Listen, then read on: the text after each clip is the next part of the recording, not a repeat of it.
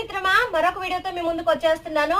ఆ వీడియో ఏంటంటే blouse cutting మరలా మీరు అడుగుతున్నారు కాబట్టి నేను వీడియో చేసినప్పుడల్లా కూడా ఎంతో కొంత మీరు నేర్చుకుంటున్నారని నేను అనుకుంటున్నాను. అయితే ఇవాళ కొత్త కస్టమర్ అండి. దాదాపు 10 ఏళ్ల క్రితం నేను ఈమె జాకెట్ కుట్టాను.